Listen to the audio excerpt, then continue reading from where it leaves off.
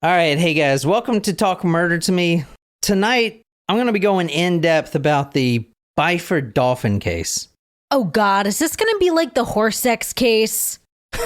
No, but after hearing about what happened to this guy, you'll wish we were talking about that studly stallion. Oh God, what are we talking about here? Well, check out this photo. Oh my God, is that his...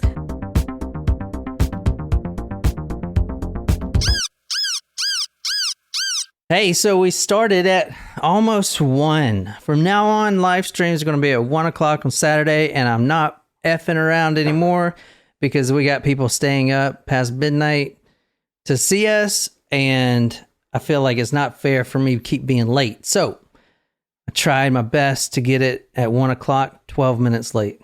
And as you can probably observe, we're down Jen today. Sorry, guys. Jen had to, she had to work plus coach a game that was rescheduled because of some COVID rescheduling. So unfortunately, she is going to be absent, and we will not do surprise shots without her. It's just not right. Anyway, I got a great episode today. I know it's just Nicole and I. Jen, no, we're sorry. And it sucks, too, because this one is super fucking gruesome, and it's not like serial killer sad. It's an accident we're talking about. Somebody requested a freaking accident, and it is a great episode, like a fantastic episode. But like the pictures are really bad, right?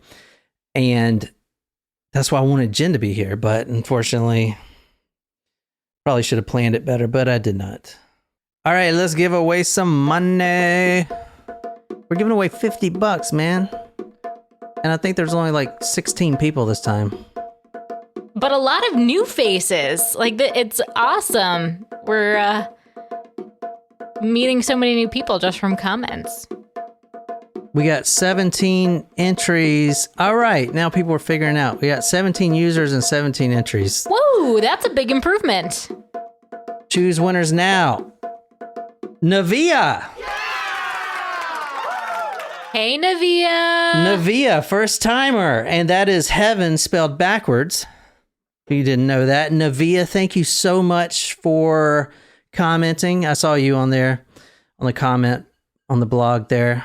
That's $50. Congratulations. I'll send that right over to you. You knew that, Navia, right? We did a story about... We did. I remember. It was a child case. Yeah, so anyway...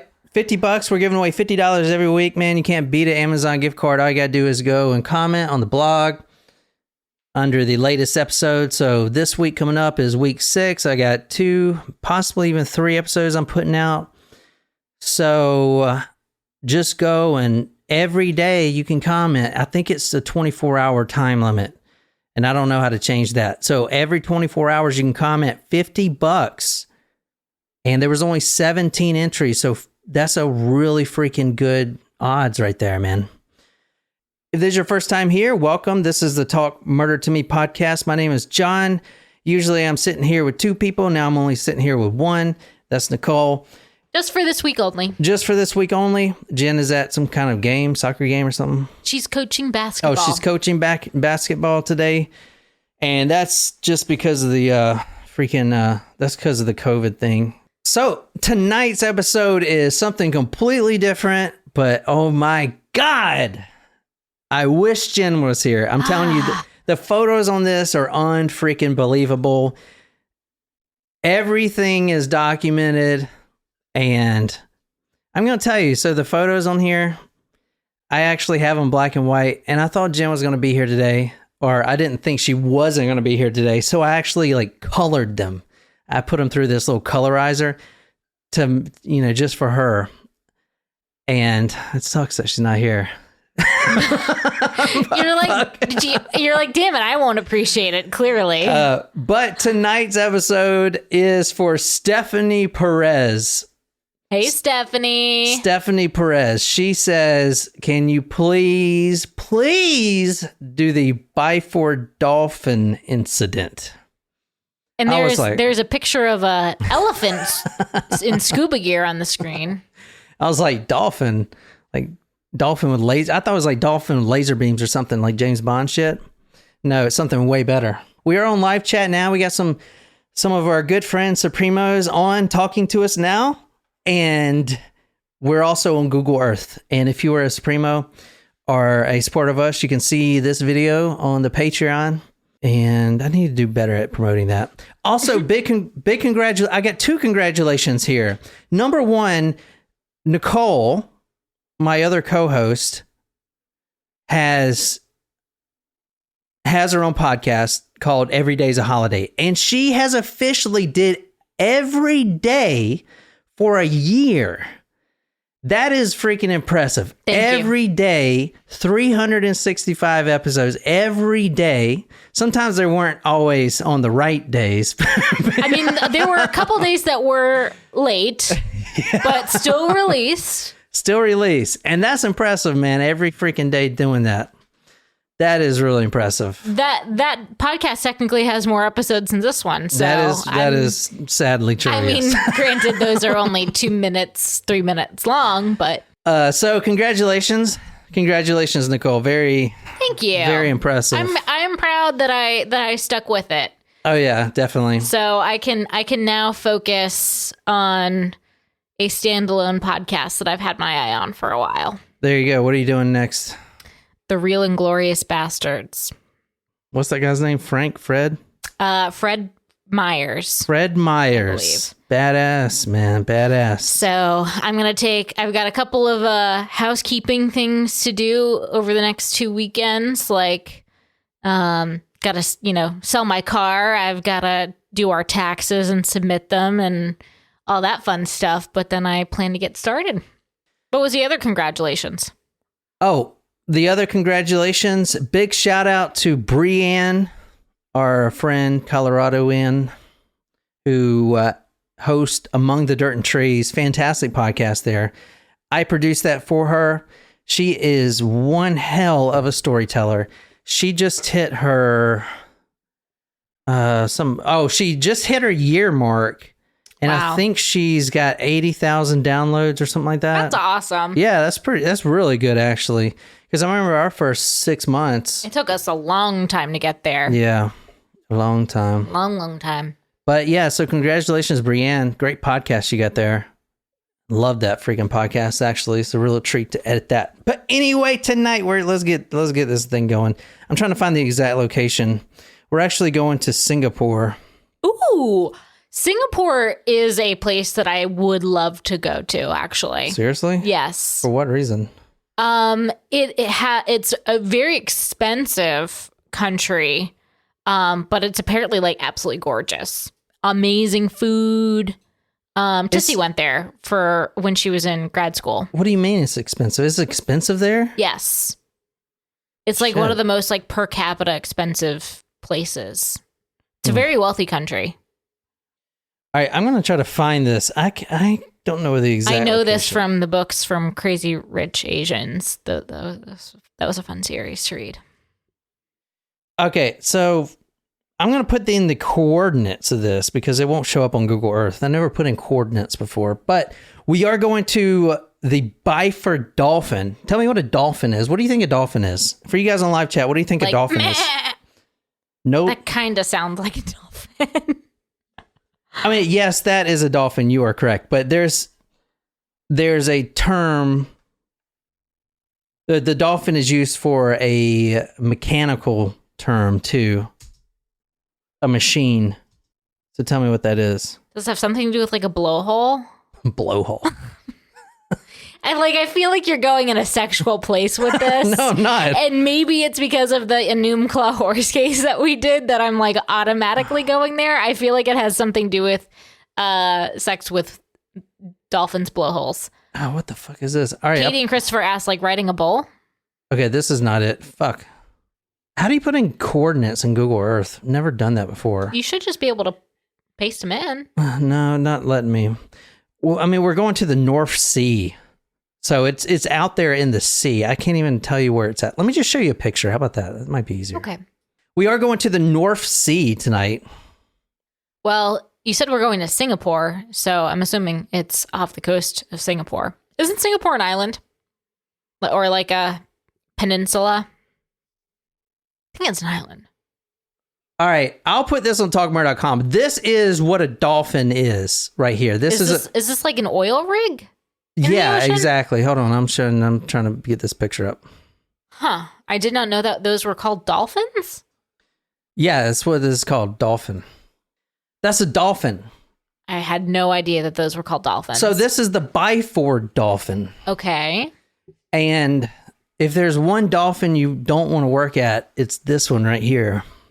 I feel like this reminds me of the opening scene from Armageddon where Bruce Willis is working on, isn't he working on a rig in the middle of the ocean before, he needs to get sent up to space? Yeah, actually, I think you're right. I think that is the same thing. Tonight, we're going to November 5th, 1983. We're talking about the Byford Dolphin Accident. No, it's not a murder. Did the oil rig blow up? No, the oil rig did not blow up. Something blew up, but not the oil rig.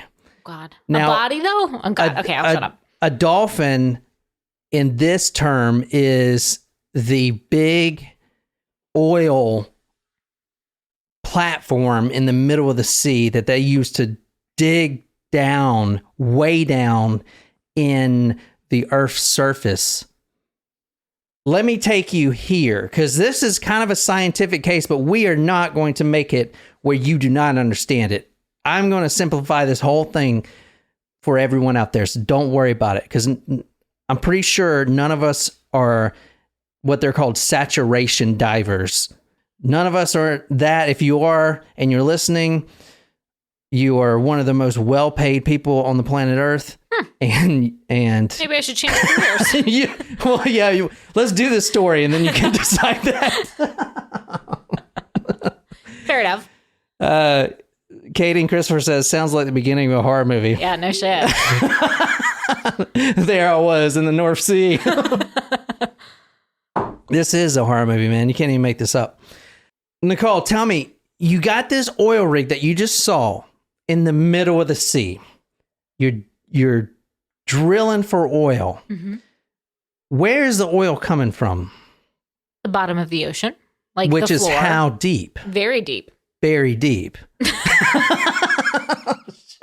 How deep is it? Is it a Noomclaw horse deep? Oh, God. Oh, I mean, ouch. I want to grab my stomach every time I hear that and clench my butt cheeks. A saturation diver as a career is one of the most well-paid, probably one of the most dangerous jobs you can have. You have a diver out here on this dolphin that you saw. What would the diver be doing exactly? And there's a group of divers. Are they? I mean, I would assume that they're not diving that far down into the water. Like, wouldn't there be a drill to go down there? Okay, stop there. Okay. What do you need to transport? What do you need to transport oil back up to the ship? Barrels. Pipes. Okay. Pipes are connected. Okay. So if you need to repair a pipe, or if you need to fabricate a new one, or these guys are the repair guys of the pipes. There you go. Okay. So where are the pipes located? They are all the way down. They're on the floor. They run horizontal. Okay. And then, but something is running vertical. Yeah. Then they run up. Yeah, but horizontal on the ocean surface. The floor. The ocean floor, Right. The dolphin, and if you guys are getting a little confused, don't worry. I'm going to simplify this whole thing. The dolphin sits on the ocean, and it is anchored down pretty good. So look at the center of that thing, man. That's where the drill comes down, and then you got the pipes that lay on the floor. You see that, guys? Mm-hmm. Now, this is on the bottom of the freaking seabed. This is 500 meters below the surface. So what also is present that far down below? A shit ton of pressure, right? Very pressurized. I thought you were going to say large fish. Or sharks and shit. Yep. Yeah, I was like, is this a shark eating case? So here's what the saturation divers do. Look at that fish. They work on the pipes. They're some of the most well-paid employees in the world. All right, how much are we talking? All right, number one, you're working for the oil company. You work about 4 months of the year, and you make around $360,000. That's about $1,000 a day. They pay you the whole year, basically. Wow. Because... Wow. Wow. Is it bad that I'm still considering this? All right, we haven't gotten to the episode yet, but damn. Christopher and Katie on live chat says, my uncle did that job for a bit. He soon changed to diving for fun. He didn't want to deal with it. Wow. What else? Tell us more about he didn't want to deal with it.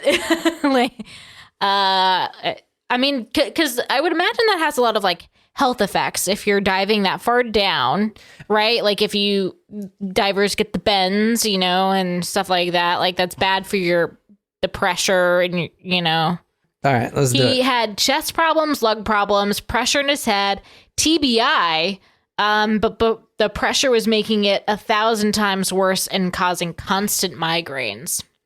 All right, I'm going to try to get this right. But like I said earlier, we're going to November 1983. This is the 5th of November, a normal day.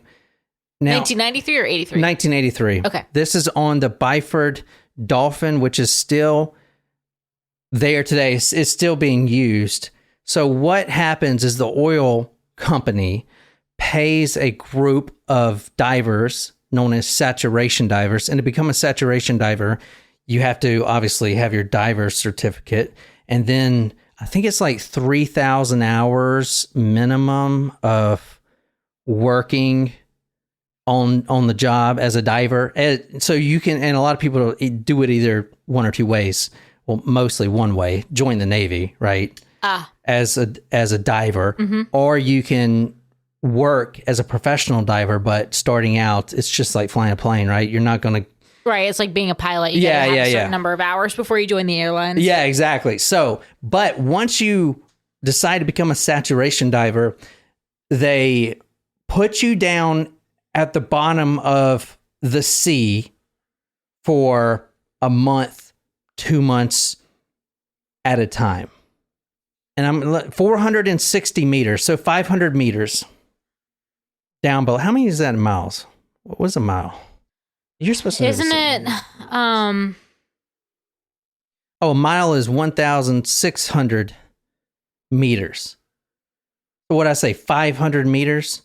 So what is that? So it's a half a mile. No, it's not. It's not half of a mile. Didn't you say it's 1,000 meters is roughly 1,000 meters is a mile? No, 1,600 meters is a mile. So 500 meters would be... so it's like a third of a mile. Sorry, I thought you said about 1,000. No, you're good. So a third of a mile down, which is pretty far.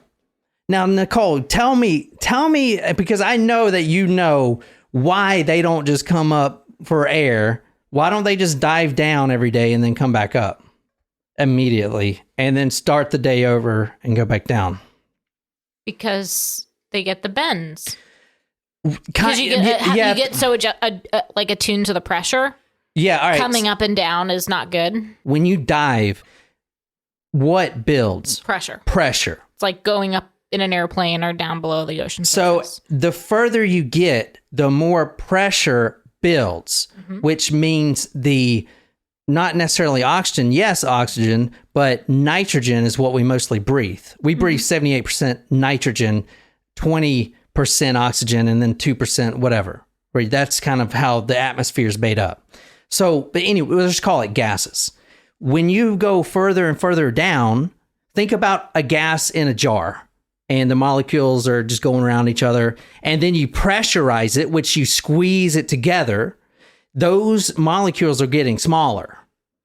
Therefore, and you're also adding more molecules in. So now you have a lot more of the gases in your body, particularly as you go way, way down, when the pressure is basically pushing in on you, making those molecules extremely small. So when a diver goes down underwater, the nitrogen gets smaller because it's mostly nitrogen. Mm-hmm. Okay, oxygen, gases, let's just say gases. Mm-hmm. But nitrogen is what the bends is. As we're about to read in graphic detail, basically what happens is gases, and remember I talked about the gases get real small, and now they all expand very quickly. And when gases expand, they also heat up. Because now they're just rubbing against each other. The molecules are just like friction fucking galore. The gases, which you're about to read in detail. The gases. I'm honestly picturing like the nuclear disaster photos, and I'm like bracing myself for that one. The gases were... You're not correcting me that it's not that bad. The gases were boiled out of their blood, which ruptured vessels and a lot more stuff, which we're about to see. The molecules get smaller, they breathe more in, and then if they come up too fast, the nitrogen or the gases have to leave their body through their lungs. Okay, if you go up too fast, it can't successfully do that. Quickly enough is what I meant. Unless you gradually go up, you let your lungs expel the gases. If you don't and you go up too fast, they form bubbles. And these bubbles could kill you. They could get in your brain and kill you. That's basically what the bends is from my research. If I'm a little wrong on stuff, I'm sorry, but that's what the bends is. And when divers come up too quick, I've never had it, but apparently it's supposed to be super painful. Super painful. So can I ask a question then about these divers? So are you saying that how were they submerged for months at a time? They were submerged. Is that what you're saying? They were not just like coming up and spending the night? Exactly. You can't how long does it take you to just come up quickly? It takes about 6 days to decompress. So you're telling me an oil company who is hiring you to fix these pipes are going to pay you for 1 day of work and then 6 days of decompression and decompression. They don't have to actually come up in the water slowly for 6 days. They get in this tank, this big contraption, it's their capsule goes up. And then the pressure is gradually released until their body naturally gets back to the state of normal atmospheric pressure, which is what we hear on Earth. The same capsule that they spend the night in and sleep in is what gets lifted up and down. And actually, so this right here is the capsule that they were in. Now, this is called a diving bell, and there's different variations of it, but basically, you see here you got 6 divers. There's only 4 that are actually submerged on this one at least. But 2 divers are in chamber 1, 2 divers are in chamber 2. And then there are 2 on the outside that are just the ones to release the pressure gradually and stuff once they come up. So I'll put these on talkmore.com. This is a diving bell right here. So here's what happens. The diving bell is on the oil rig and it's lowered down. So only the diving bell goes down. Now, diving bells were actually...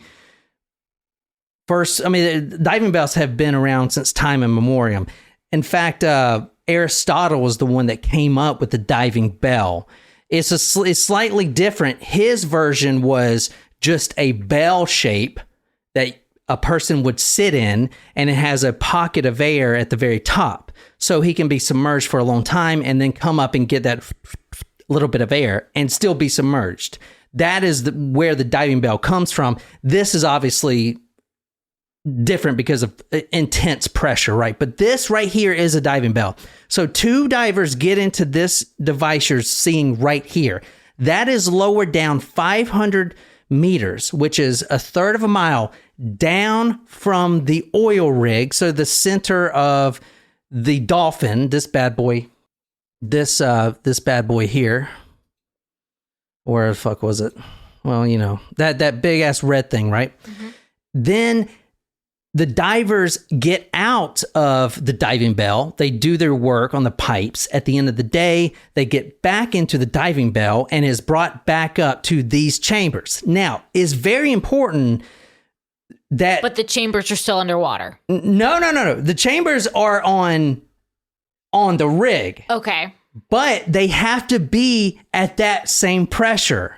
Does that make sense? So they can't leave the chamber. They cannot leave the chamber for at least 6 days. Is that all right? So I know this is confusing, but you go way down, the pressure builds up. Okay, you get down to the bottom. Now the pressure is immense. We're talking, and on here on Earth, it's 1 atmosphere pressure from what I've ATM, and where they're at is 9. It's intense. That is very intense. So you have to keep that same pressure even when you bring them back up. That chamber has to be pressurized.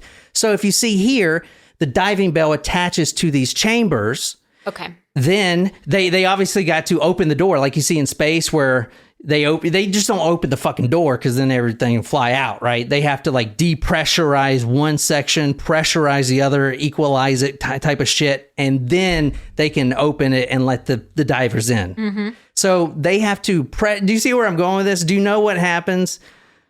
We're talking a lot of pressure here. It sounds like somebody pressed the wrong button and didn't press. Okay, all right, fuck it. Let's just get into it. So it's not like they're sleeping at night underwater. It's being brought up. They just can't leave the capsule because it's pressurized. Exactly. And it takes 6 days to depressurize. They are sleeping in the capsule. However, I'm sorry if I like was beating that to death. I was just curious. I was like, wow, are they like spending the night in the ocean under the ocean? Like, that's fuck it. wild. Fuck it. You guys get it. You guys get it, man. Let's just fucking get on with it, okay? If you guys don't get it, I'm sorry. I tried my best. I asked a lot of questions. Like I said, November 1983. We're talking about 5 divers here. Now, 2 were technicians, as you saw in the photo, but you got 3 British, 3 Norwegian. The accident is the accidental, maybe, no one knows because all these people died because the pressure is so immense, right? Release of the capsule before it even started depressurizing. So now you're going, so what I'm going to talk about. So they went from 9 to 1. They went to 9 to 1. And as you're going to see, that no human body can withstand that. At all. This is and luckily we have photos. This is luckily there's photos. 236 miles northeast of Aberdeen, a diving bell becomes disconnected from the depression chamber. Okay, I'm going to read some of this stuff. One of this is from The Guardian. The deaths had shaken the industry and thrown open the question of safety standards at a time when oil companies, diving firms, and governments were cautiously congratulating themselves on gradual improvement in the North Sea safety record. So it's like that sign that's like 5 days without a death, or 500 days without a death. Orders may not be understood. We know that some misunderstanding must have happened, but we don't know where. We haven't any reason to believe the supervisor had given an order. Now, that order would be to release the lever that connects the diving bell to the chamber. Because, as I said before, you have to depressurize it, or they have to be the same constant pressure. If not, you're going to go from 9 atmosphere way down below to 1 real quick. And that is exactly what happened. Okay. We haven't any reason to believe that the supervisor had given an order. The diver who had opened the nut, it was 1 nut, they called it a loose nut, was very experienced. So he must have been 100% convinced that he had been cleared to open the clamp. All right. The diving bell carrying 2 divers had been raised to the surface from 300 feet, and it had mated with the chamber. 2 were resting in the chamber, 2 others outside to carry the link, to link up the diving bell to the chamber. The hatch was the hatch that goes into the bell was closed at the moment. Divers were ferrying equipment back into the connecting passage. Pressure fell from 9 times atmospheric pressure down to regular Earth levels. All 4 divers inside died immediately. I'm pulling all of the actual stuff, the actual evidence, the actual accident report from an official document conducted by the American Journal of Forensic Medicine and Pathology. Everything that I'm going to be reading verbatim and Nicole's going to be reading, including a lot of the vernacular used, is from this Journal of Forensic Medicine, including 6 doctors that had the privilege of autopsying these four bodies. There were 3 bodies. The divers 1 through 3 had it bad, but not as bad as diver number 4. Diver 4 is what we're really going to be getting into. And just to brace yourself a little bit, Diver 4 actually arrived at the autopsy facility in 4 separate bags. And not all of them was there. I'm just saying. Not all of them. So let's start talking about what happens when you release the pressure too quick. You go from that level of pressure to 1. What happens instantly? Let's just get on with it. The scalp with long blonde hair was present, but the top of the skull and the brain were missing. The base of the skull was a collection of tiny bone fragments only. The soft tissues of the face were found, however, completely separated from the bones. It's like it exploded. There were also small fractures in the bones. And so I was looking at like which bones, because it just said in the bones. Then later, it turns out that these small fractures, which were caused by these tiny gas molecules, it's like stress fractures.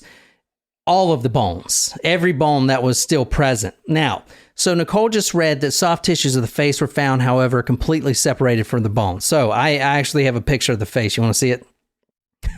I don't think I have a choice. So let me just take a drink first. Jesus Christ. Holy shit. The soft tissues of the face of Diver 4. That's Diver 4 right there. I did color it. I put it through this little colorizer for Jen, but she's not here. Wow. Maybe I'll text it to her. Jesus fuck. So it's like the face is very swollen. I guess it's from like the gas molecules expanding. You can see his mouth and nose, right? Yes. And eye. And eye, yeah. Because one of the eyes. The rest of his head like it literally exploded. Exactly. The top of his skull popped off like a geyser. It's actually interesting because you can tell he's right-handed. How can you tell that? This is the guy that loosened the nut. This is the guy that got the brunt. This is the guy that really got it. What do you mean? How can I tell that he's left-handed? No, he's right-handed.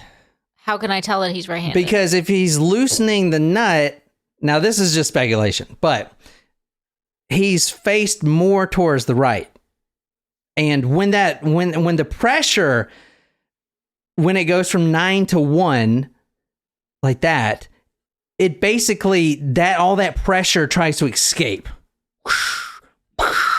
So the right side of his face, he was facing more towards the little window, which was like a little diver window, which is why his whole right side of his face is torn off, like the eye, because that got the brunt of it. So all the brain matter and all the material inside his brain shot out the right side, as you can see. That's why half of his head is missing on the right side.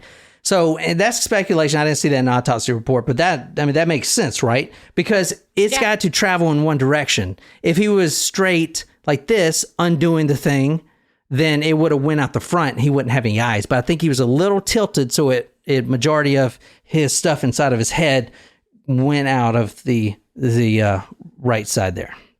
What do you guys think about that? That wasn't too bad. I'll put that on talkmore.com. You can see that.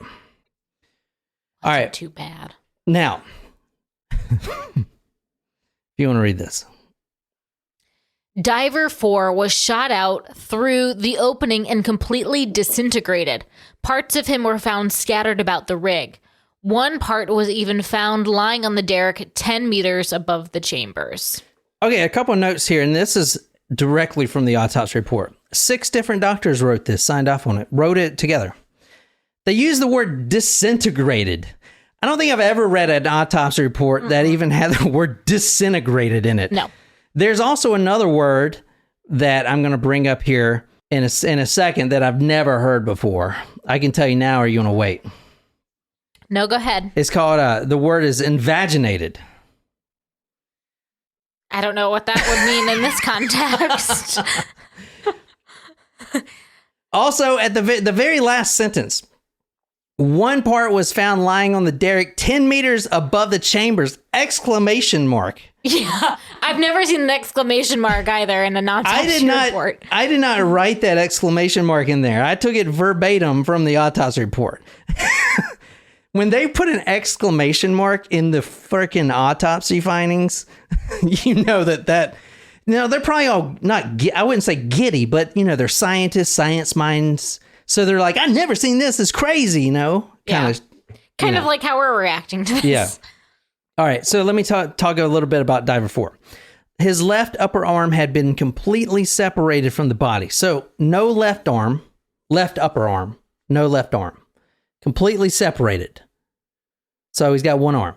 Just below the shoulder joint. So right here. I mean, the arm came off. The arm. That's how much pressure. So like I said, he is in the heavily pressurized chamber. And outside to his immediate 1 foot ahead is normal pressure.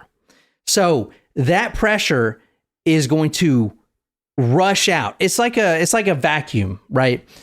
Like a gas in a room or pressure, or whatever. It's always going to try to find a way to equalize itself. Does that make sense? Mm-hmm. So all that gases and stuff is not going to stay in that one area. The nature equalizes itself. Does that make sense? So it basically pushes and the other side pulls it very violently. So violent that they actually put an exclamation mark in there. It's crazy. The left arm completely separated from the body below the shoulder joint. The right upper arm was torn to pieces, but it was still attached to the body. The right upper arm, still attached. Maybe because he was loosening it up and, he was down this way and I'm doing my arms kind of to the right. Because it matters. The position it matters. Like the closer he is, his body part is to that hole, is going to get the more damage. That's why he looks like, he does. And the other ones you'll see, they just look like they're sleeping because they were actually in the chamber, way in the back in the bed, sleeping. You know what I'm saying? He was at the brunt of it. Both hands. So the left arm gone. Mm-hmm. The right arm tattered, but kind of still just shredded. Kind of just, both hands separated from the lower arms. So the hands are separately gone. So there's this term. I read a lot of science shit. And we're about to go see Neil deGrasse Tyson next week. On Thursday. So this Thursday. Yeah. So he'll probably even say this, but there's this thing called spaghettification. Okay. Yes. When you go through a black hole, is that it? Yeah. So when you approach a black hole, and I'm not a scientist, but the gravity is so immense that instead of just being pushed in altogether, it pulls you one basically minute millimeter at a time. So whatever's closer, you're getting pulled and it stretches out. Okay, so let's say you put a finger in the black hole. Your finger's getting stretched out and then your arm, and then you look like one of those Stretch Armstrong dolls. Mm-hmm. That's the spaghetti. You look like a big thing of spaghetti. Like Michael Jordan in Space Jam when he stretches to make fucking Jordan, man. Amazing athlete. Dude, that guy was all fucking talent too, man. Yeah. Anyway, so kind of the same thing, right? Because the left arm isn't just gone. It is gone. But what is pulled first? The hand. The hand is completely separated. Like I'm trying to pull my hand off right now. That, you know how much freaking pressure you would have to just pull the hand off? So the arm is still structured by the shoulder joint on the body when the hand is pulled off. That's the only way it could happen. The hand is pulled off first and then the shoulder. So it's just like spaghettification. It's like fucking nuts, right? Did we lose a bunch of you guys on live chat? I feel like they are struggling with this one. No, just kidding. Well, there's plenty more pictures. So oh, great. The right thigh and foot were missing. The thigh. Quote. No, this is quote from the autopsy report. Another one of those exclamation. Oh God. The right thigh, leg, and foot were missing, but the knee joint was found. was found. It was like, yeah, you found the knee joint. What the fuck? So when this was it that like one of these guys accidentally did something? Diver 4. He unscrewed something. He unscrewed the nut that he wasn't supposed to. Yeah, that's what it's. The report from the Guardian says a loose nut. So I'm guessing that there's a latch, obviously. And I remember this. If you go to if you get hyperbaric oxygen treatment in a facility, it's the same thing. It's this huge, and I remember my time there. I did 40 sessions of it. So they latch on this like big circular thing. It's a big tank. So it's a big, think of a big Tic Tac looking thing. It's all glass, so you can see through it, but it's real heavy glass, obviously. It's a lot of pressure. They screw on this lid, and then that lid is secure. So, but then the pressure builds inside, which kind of pulls that lid even tighter, right?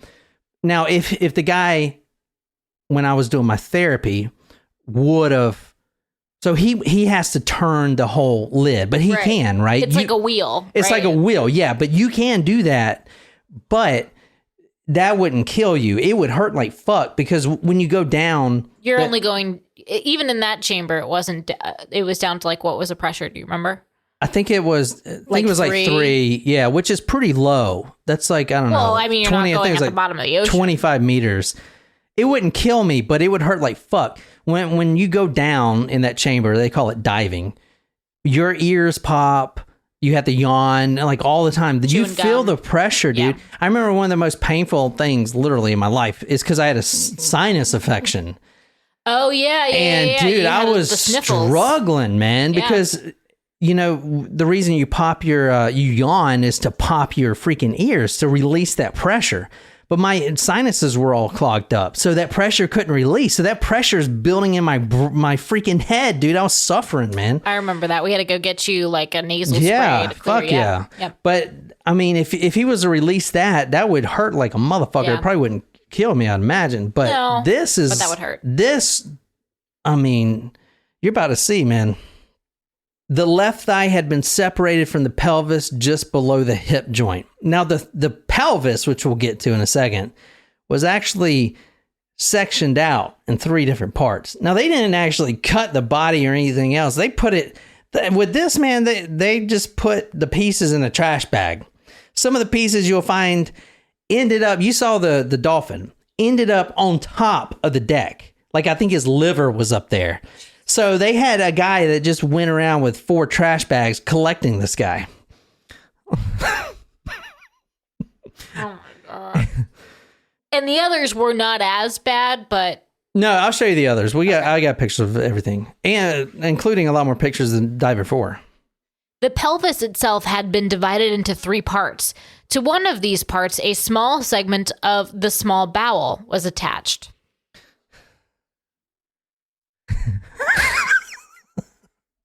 Oh my God. All right. Also, quote, a small segment of the small bowel was attached to one of the... Now, pelvis is not a big bone. So 3 parts, little chunks there. One of them still has the bowel, which I didn't think the bowel was actually connected to the... It's not connected to the pelvis. Or it doesn't go through it. It's not attached. The pelvis is like the saddle, but the bowel. This is your pelvis. I know, but the bowels are not attached. I mean, it's like behind it. Yeah. The good news is the penis was present.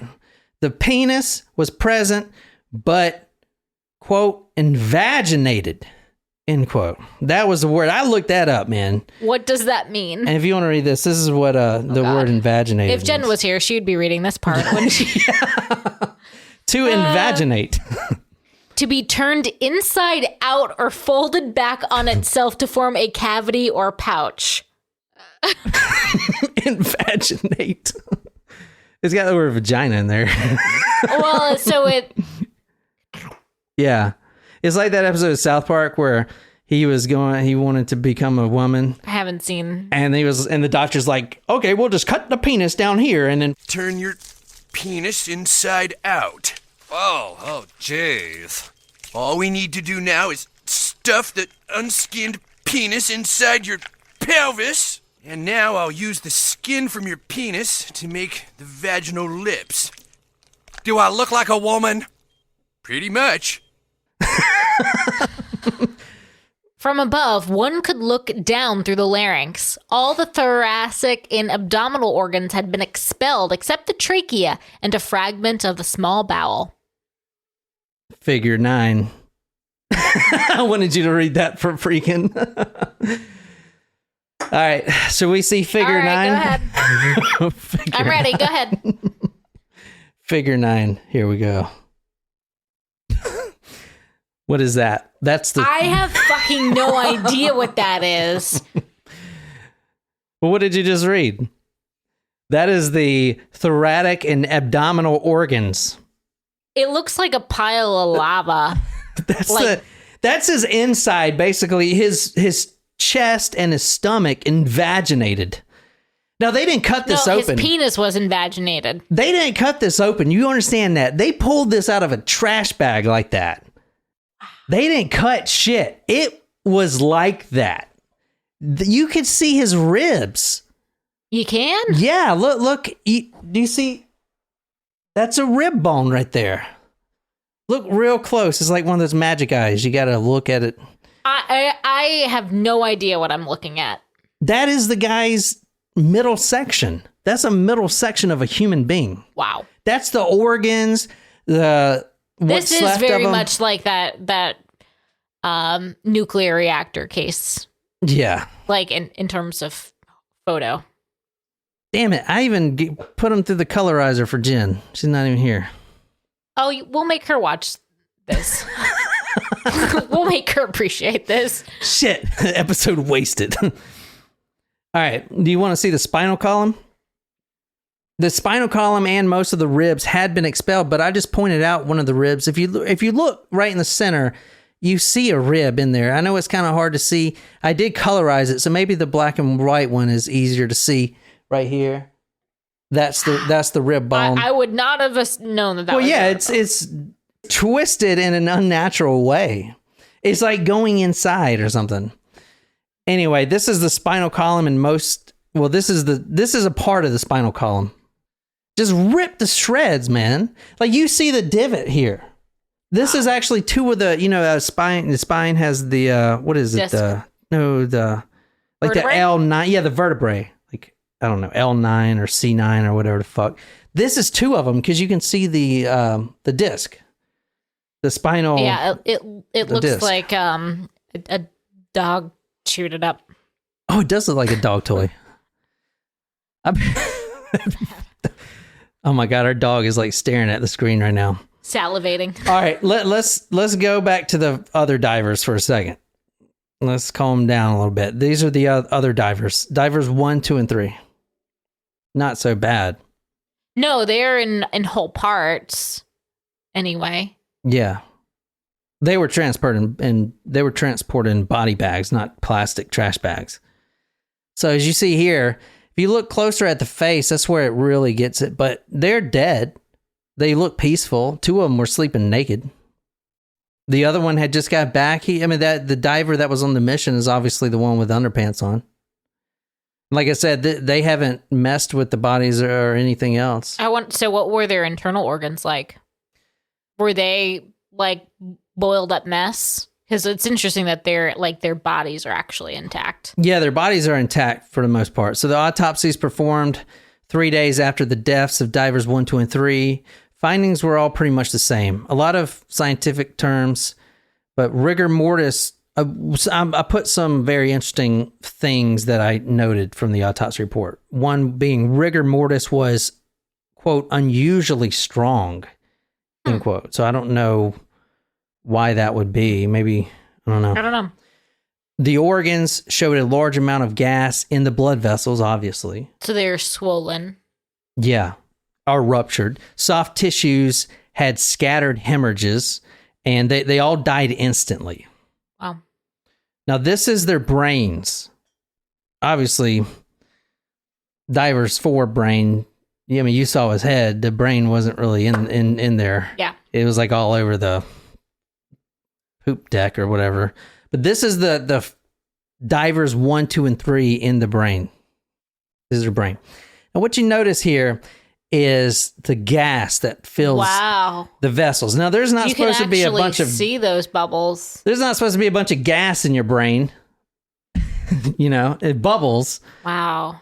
So that's the interesting thing about it, man, is the level of gases that completely just filled up every organ.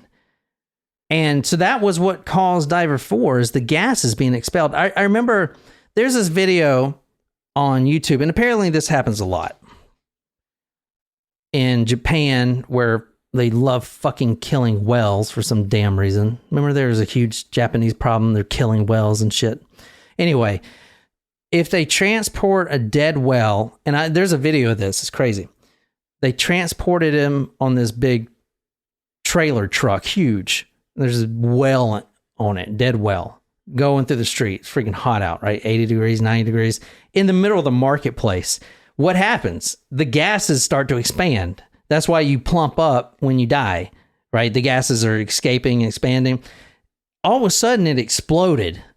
And there's a video on it. And the whale goes everywhere. Oh, my God. Like all over the fucking people in the market. And people are drinking their chai. And there's whale blubber in it. It goes everywhere. And that's basically what happened here. You know what I'm saying? Yeah. With Diver 4, at least. The gases just escape. Yeah. I don't care that you have skin and cartilage. I'm getting the fuck out. That's what the gas bubbles are saying to each other. Yeah. So wow. This is the stomach right here of one of the divers, 1 through 3. They all looked about the same. Mm-hmm. You can see the little blood vessels in there. Wow. I thought it was a lung at first, but it says it's a stomach, so I don't know. Wow, that's crazy. Yeah, freaking nuts, right? In the cardiac chambers and in the great vessels around the heart, both arteries and veins, large amounts of free fat were found. Okay. I couldn't really figure out the freaking definition of free fat. I kept getting fat-free everything. Literally. Yeah. I'm guessing that free fat, well, you have your visceral fat, right? That lines the under your skin, right? That stays there. And the free fat, I guess, can travel in the body. I'm not really sure. I don't know how that works. But one of the things about this case is a lot of the organs had a large amount of this free fat in the actual organs itself, like around it and everything else, which apparently is unheard of. Okay. But this is the heart, both arteries and veins. There were large amounts of free fat, and there's actually a little arrow pointing to one of them. You see the little arrow there? Yep. That's a big ball of fat. You see that? That is a big ball of fat. That is in the heart. Now, I'm not a cardiologist, but I'm pretty sure that your freaking heart shouldn't have a big glob of fat inside of it. That's crazy. Inside of the heart, which means what? Which means the fat had to go through the freaking artery to get there, right? How else would it It's get like there? it was shot through the Yeah. body. Weird. Isn't Wow. that freaking weird? I mean, even just like the way that that looks, like it looks like the heart, it looks like shredded, you know, like the external like tissue around the heart doesn't, I don't like normally look like that. You know what I mean? Yeah. In the cardiac chambers and in the great vessels around the heart, both arteries and veins, large amounts of free fat were found. This fat was mixed with gas bubbles and looked like sizzling butter on a frying pan. Fucking nuts, man. Wow. Wow. Nutso, dude. All right, this is more on Diver 4. He was undoubtedly mutilated when he was shot through the small opening by the jammed chamber door. Okay, hold on. So it's that port window, Right? right? So his entire essence was shot through this little port window. You know, like on the you look through and you can't Yeah. barely see anything, like on that video game we played or Yeah. something. Yeah, shot through this port window. However, the expulsion of all internal organs from the thoraabdominal sac, including the spinal column and ribs, suggests that he also must have exploded. Suggests he also must have exploded. Must have. Fucking crazy. So we're going to see the essence of Diver 4. Everything that they found from the 4 bags and not just pieces like we were showing you. But, quote, the fate of Diver 4 clearly demonstrates the tremendous force released in an accident like this, end quote. Not all the organs were found. Quote, the locality was such that parts of him may have been blown straight into the sea. Wow. Fucking intense. Let's look at this, the whole essence of Diver 4. Okay, here's Diver 4. This is Diver 4. This is what he looked like. You can see the upper part. Holy shit. You see his hand there. He is shredded. Wow. I mean, his leg is gone. Wow. Like you see, and it's real interesting looking at this photo. Look at the knee. It's separated. Mm-hmm. It seems like everything that's not straight attached by cartilage, or like, you know, the knee is attached by the joint.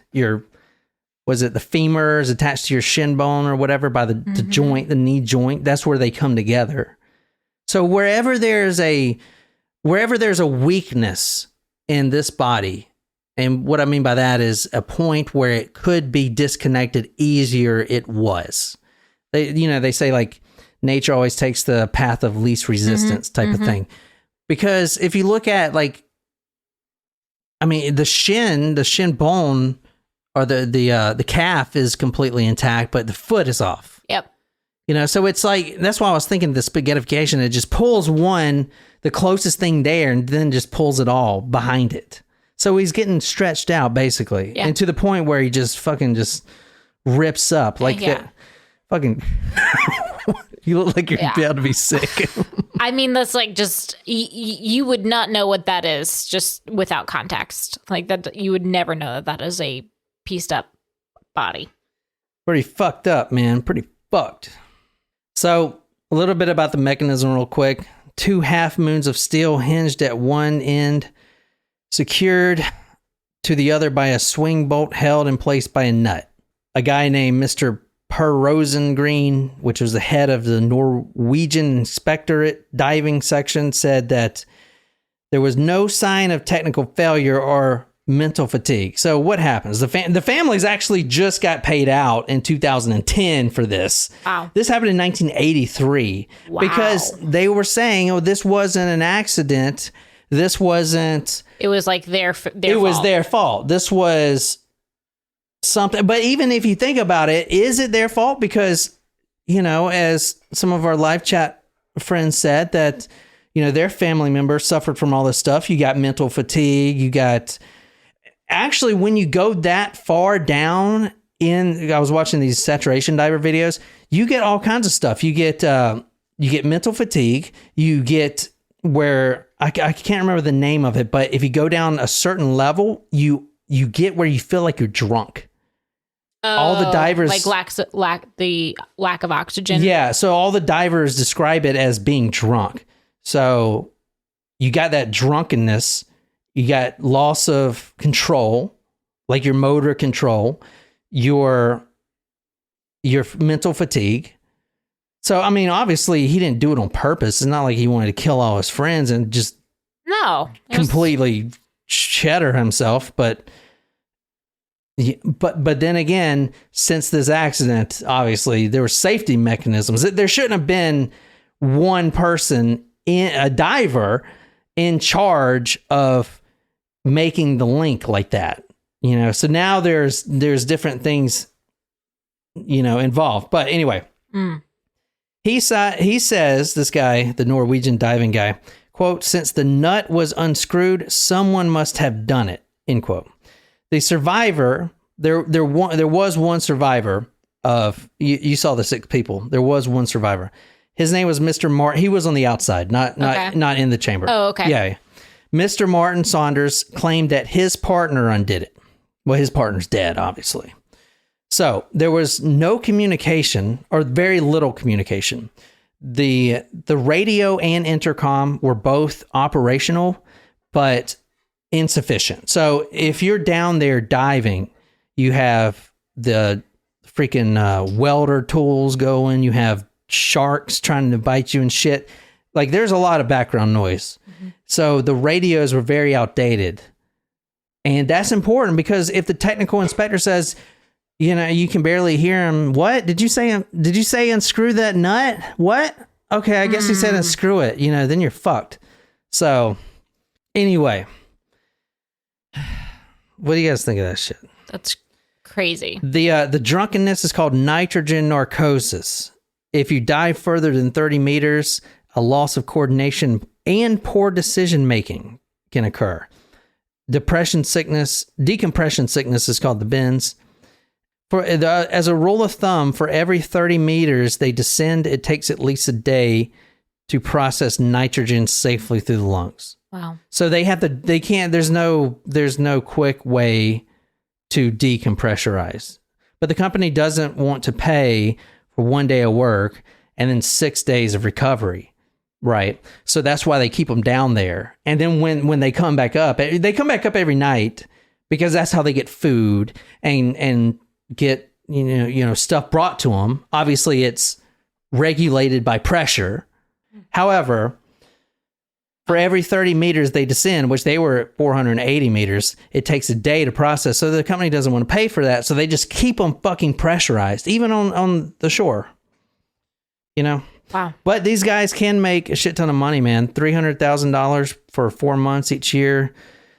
And I don't know, man. What do you guys think? You guys still with us out there? That's wild. Wow. Great request. Really interesting. Yeah. Tried to explain it the best I could. Honestly, this stuff is way above me, man. And I think you did a great job. I think your experience with hyperbarics really helps, actually. Well, it helps for me, but just remember, if you've ever dived, or if you even dive down 20 feet or something, you notice the pressure, man. You notice that shit building on you. So, if you ever jumped in a pool, you'll notice that. It's slight, but imagine that, tenfold or whatever. Cannot. Freaking crazy. So starting now, every Saturday, 1:00, we're going to be here on live chat. And I'm going to make it a point to be on freaking time. That's right. We'll do better. So that way y'all know exactly how to plan your time. Yeah.